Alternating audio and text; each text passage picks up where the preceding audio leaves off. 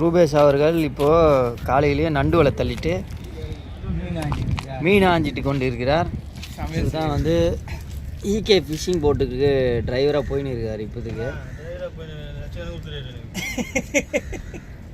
பணம் கேட்குறாரு போட்டுக்கு வரதுக்கு லட்சக்கணக்கில். பாருங்கள், இந்த மாதிரி இருந்தால் நாங்கள் மீனவர்கள்லாம் எப்படி பொழைப்பு நடத்த முடியும்?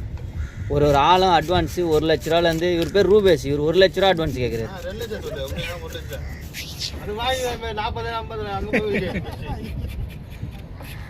இவர் என்னன்னா சும்மாவே மீன் இப்போ ஆஞ்சின்னு இருக்காரு. இவர் என்னன்னா போட்டில் வந்து ஒரு எதுவுமே பேசக்கூடாது, எதனா பேசுனாலே கோச்சு போயிரு. இவர் பொம்பளை கூட தோத்துரும் இவருக்கு, இல்லை அந்த மாதிரி பண்ணுவார் இவர். இவர் தான் டிரைவரு, மெயின் டிரைவரு.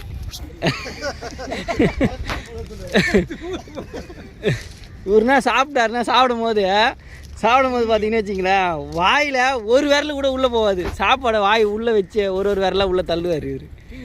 பாருங்க, இவர் பேர் பாவி. கபடிலாம் நல்லா ஆடுவார். நான் ரைட் பண்ணாருன்னா 5 பேர் இழுத்து வர மாட்டாங்க, 5 பேர் வாரி வாரி கோட்டு கட்டி அடிப்பாங்க. இவர் தான் கேட்ட மாமா.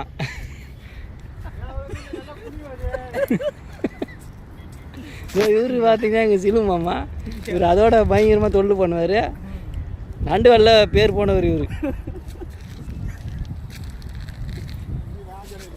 இந்த புரட்டாசி மாதம் கூட பார்க்காம என்ன பண்ணுறாரு, மீன் ஆஞ்சி நிற்கிறாரு. எவனா செத்தா சாவுங்கடா எப்படின்னா போங்கடான்னு இவ்வளோ வேலை இருக்குது. அதெல்லாம் விட்டு பாருங்கள், வலையில் இவ்வளோ வேலை இருக்குது. அதெல்லாம் விட்டுட்டு நான் மீன் ஆக்கி தான் சாப்பிடுவேன், மீன் ஆக்கி தான் சாப்பிடுவேன்னு சொல்லிட்டு வேலை பார்த்துன்னு இருக்கிறாரு.